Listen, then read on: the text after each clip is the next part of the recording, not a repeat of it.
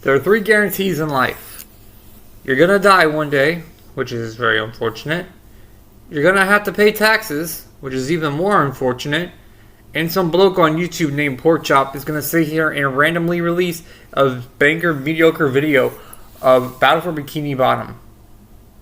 I mean, that's very weird to say, but it's still more fortunate than paying taxes. Anyway, hit the intro.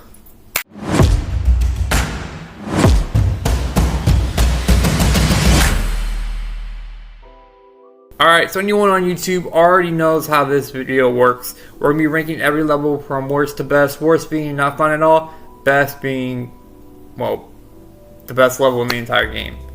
However, my video is going to be standing out different from other people who are doing this series.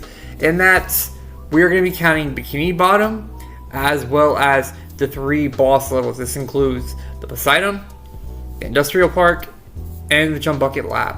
However, I'm going to be ranking Bikini Bottom as its own level, so we're not going to be breaking them down into the three pieces, even though if I was, I would just get to how I rank them when I get to Bikini Bottom. And the same is going to go with the Jump Bucket Lab and the SpongeBob Dream levels, because yes, they're both different in their respected ways. I'd rather not make the video longer than it absolutely needs to be. So, yep. You already know how this works. Without further ado, let's just get into it. Starting off with number 13, we have the worst level in the game. And it's no surprises for this one, it's going to be Bikini Bottom. I mean, I feel bad for putting this so low since what it is. It's a hub world. But it's... I don't feel too bad also when we see other future games where... hub worlds actually have more characters, such as Cosmic Shake. But breaking it down further, I already said I was gonna rank them, the parts of Bikini Bottom when I get to it, so I might as well get to it now. The worst is part 1. The best, second best is part 3. The best part of Bikini Bottom is part 2. Part 1, there's no enemies there except the jellyfish and the thunder tikis, which is kind of weird because in the original, you're not introduced to the Thunder Tikis until later on in Jellyfish Fields, before Jellyfish Cave. Phase 3 of Bikini Bottom is more open. You got the Infestation of the Krusty Krab mission, which is a challenge. But you also got other specialists that are kind of mediocre with the cruiser bubble you can use, such as the on top of the chum bucket. And if you're good at glitching and all that speedrun tactics, you can get to that golden spatula faster. You have other mediocre spatulas such as wall jump in the chum bucket, blah blah blah. Anyway, yeah, worst Bikini Bottom. I'm not gonna keep going further into this one. All right, on to the actual next level, first real level in the game, and that is the Mermalair. They did better with adding the fog texture and rehydrated. However, it's still empty space. The main villain or main enemy that is introduced into this level, the Earth Dog, you barely even run into him. I think 3 times. Once in the entrance area, once in the actual Mermalair on your way to the computer, and again in the tunnels. And I still feel that's more of a Sandy enemy, even though Sandy never runs into Earth Dog. The missions are weird in this one because you have your typical on top of the computer level, on top of the entrance area, through the tunnels. But you also have missions such as the Towers of Power, which is mostly ground pounding, and you have the mission where you have to hit the funnels for Mermaid Man to fix his TV. You have to pay a clam to even use to get to Barnacle Boy, which I don't like this part. I don't think that clam should even be there, but for the sakes of paying a clam, it's very annoying. And then of course we can't talk this without the other 2 missions. The bad one being the Rolling Ballroom Challenge. This stressed out a lot of people growing up, and it still stresses me out. And Rehydrated, I'm getting real tired of talking about it, but I'm going to go ahead and go to the other one. The good part being the original character for the game, Prawn. This boss fight was actually a breath of fresh air for a mediocre level at best. But it still doesn't stop it from being ranked number 12 in all the levels. So yeah, Merlin there, second to worst. And actually another one which is interesting is Goo Lagoon. Because I say this is interesting because it feels more like a demake, and that mostly being the lighting effect and rehydrated. In the original, you have this golden tint to the lighting, and it gives off more of a beach vibe. But in rehydrated, they turn the vibrance colors all the way up. It looked like a kindergarten made it with, and just vomit color all over the level. They took away the golden tint, so it doesn't feel like a beach. It feels more like the White Sands desert. And I wouldn't mind this if it wasn't a beach-themed level. Like I said, it doesn't feel like a beach vibe like they did in the original. The pier levels are fine. The missions here are fine. I mean, you got the on top of the sandcastle mission. You have the tower missions, you have to save the children mission, which kind of disappointing that they took out where you can't drown the children, but I digress. Monsoon's cool, I guess, but this is actually one of the examples of Battle for Bikini Bottom level being demade in the remake than the original. So, and coming into what was actually the most controversial level in the original, which is actually not at the bottom anymore, is Kelp Forest. And the biggest issue with this was the damn lighting. They fixed it in this one. You can actually see where you're going. However, it's still not the greatest level. I mean, you got the Tiki Roundup mission where you can't cheat it anymore. You have to go through the Kelp Swamp. I mean, you still have to go through there anyway if you're trying to do the Lost Camper missions. But what brings it down so far on this list is the Kelp Forest Cave level part segment. I didn't like it. These two missions in the cave takes 30 minutes, and I love puzzle games and all, but oh my god, is this annoying. Yeah, I'm not gonna keep on to this one. And then, of course, you got Beat Mermaid Man's Best Time. I'm not going to spend so much time on that one either. The only thing that really stands out, though, with this level that makes it feel more original is that slap hand leaf thingy. To this day, no one knows what it is. No one knows why it exists. They brought it back and rehydrated. Some speculate that it's a hazard that was left in by accident. Others say it was supposed to be a mini game where you have to jump rope over it. But I digress. And coming in at number 9, we have Poseidon. This is the first of the big three bosses, that being Sandy, Robot Patrick, and Robot SpongeBob. 4 if we count Robot Plankton. We're not talking about Robot Squidward. Robot Squidward does not count. Robot Squidward does not exist. There is no Robot Squidward in Bossing Say. Anyway, Robot Sandy. This is actually the easiest boss fight of the big 3, or again, big 4. The level's fine. Nothing too exciting. I love that in the remake that they made the crowd feel more alive. They had the D-Generation X glow sticks. I really do appreciate the TNA style ring, which if everyone knows me, I love wrestling. And one thing that made TNA stand out was the six-sided ring. I love it. Titantron falling was a nice touch, and actually using it to beat Robot Sandy was amazing. It's still early on, it's still easy, but it's a good way to end the first phase of the game. So yeah, number 9, Poseidon. Coming in at number 8, we have SpongeBob Dreams, and I'm going to do what I did real quick with Bikini Bottom. I'm going to rank everyone's dreams real quick from worst to best, since I'm not going to break them down individually for the list's sake. But no, worst dream, Patrick. Second worst, I would have to say Mr. Krabs. The robots are very challenging. 3, SpongeBob. Just the hub world. There are enemies here. There are spatulas here. Some of the more challenging spatulas are here too. Also with Super Bounce. Number 2, Squidward's Dream. No enemies here, which is actually kind of interesting, because this, along with SpongeBob Pineapple and the parts of Bikini Bottom. This is the only level that doesn't have robots or enemies in here.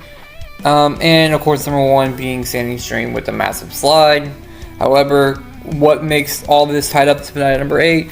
They never explain why everyone fell asleep all of a sudden. Also, it doesn't make sense of how you can bring golden spatulas into the real world. That would be like me grabbing golden spatula in my dream and actually having it in the real world when I wake up, which, if that did happen, I would be very concerned. The variety of the dreams are based on the characters' personalities. Phenomenal. Loved it. I really wish we could have got more of Patrick's cut content dream. But I digress. Best slide in the entire game belongs here. That being the Sandy slide and not the slide in the hub world where after you beat the first slick robot. Patrick's dream matches the episode 2 where he's on the little seahorse thing. All good around time, very underrated level. I love that they changed the background too from like that box feeling with the yellow walls into that more vibrant color of the light blue and purple. On to the next, and we're going to actually, I hated this level as a kid, but it grew on me in the original, and it's even better in the remake, and that's Rock Bottom. Riddled with Easter eggs in the museum. Sleepy time. First robot is encountered here. One of the very more challenging robots because you have to actually sneak up on him, and I'm glad that they were able to add a button that you can use to sneak up on Sleepy time and turn down his sensitivity. Speaking of which, this is also a level where you have to use sneaking, and I loved it very much. Very interesting, very unique, because that's an aspect that you wouldn't really use throughout the game unless you're going up to the Tikis, and they pretty much made it its whole ordeal and identity. They fixed Sandy's lasso gap jump, which allows you to glide across the entire the whole level basically. There are some weird spatula missions here, swimming along spatula and how in Carnation do you get up there. But I digress. It makes it more interesting. Doesn't really hurt it. Only thing though, and this is just a petty note, no one explains why there's lasers. All we know is that we have to hit the lasers and the robots are trying to take over the lasers, but no one explains why they're lasers. So anyway, I digress. Going in at number 6 is the second boss on our list, and that's the Chum Bucket Lab and the Robot SpongeBob fight. I debated about splitting these up, but because how different each phase of the fight is, however, I digress. So we're going to mark this as number 1. Final boss, gives off final boss vibes, use a cruise bubble. And this is interesting because you only have to worry about just the Robot SpongeBob boss fight in the first phase. You also have to worry about Robot Plankton. Love how they actually had it on swerve. Plot twist also was pretty funny that the robots were supposed to get married, which is kind of interesting. And then going into the second phase where you have to run the gauntlet against the robots and Robot Plankton himself. Tight platform is phenomenal. I love the tight space that the game gives you. Destroying the brain is fun. Making him lobotomized is kind of unique. I really wish they would have kept in the Patrick phase, or they would have just re-added it in instead of just saying that, yeah, we're getting cut content and not getting the cut content we rightfully deserve, because that does look fun. However, I digress. Again, once more, Chum Bucket Lab, number 6. And just breaking into the top 5, we have Downtown Bikini Bottom, unique one. This is the SpongeBob level, and this is more of a Bubble Bash or Bubble Stomp and a Sandy level. So it's unique. You use Sandy to learn her moveset. The second part of the first half of the game, where you have to use Sandy to get across to the rooftops. Also a unique aspect is someone somehow, someway broke the sea needle, giving us the greatest bungee jump ever, yes, and also the part where fish actually fall to their death and their demise. But it still doesn't, I don't understand how someone broke the sea needle. The rooftops are fun. I love parkour. Lighthouse ambush made for a good boss. I'm not paying for the damages to the lighthouse though. But I like how the ambush was put together and it made it more fun. And honestly though, for it being the second level, it actually brought a lot. I mean, you do get glove, which is more like on a robot too. So at this point I'm just rambling, so on to the next one. Number 4 is the last boss we're going to be talking about in the entire game, and that's the Industrial Park. This is the robot Patrick boss fight. In the original, fun fact, standing on the corner circle platforms that float will actually protect you from his spin attacks. They took this out and rehydrated, and okay, yeah. But this one is actually the more scarier boss fight. Something about Robot Patrick staring you down is very intimidating. The music is phenomenal. There's a hot goo, which makes sense because Sandy can't really swim in it because it'll melt her as well. It's funny seeing Patrick and Squidward and SpongeBob be frozen like popsicles. All around good boss fight, and you get the Critter Bubble for beating it, and also it's Robot Patrick, so enough said. And coming in at the bronze medal of levels in the game is the Flying Dutchman Ship Graveyard. It's supposed to be the scariest level in the game. I don't feel that it is. This is where we're introduced to Slick. We have an interesting narrative here where we have to get the robots off of the Flying Dutchman ship and destroy their electric lasers. Yeah. Nothing really exciting too much here the more I think about it, but it's still fun. You have to path the goo, you have to go take our Ahoy mission.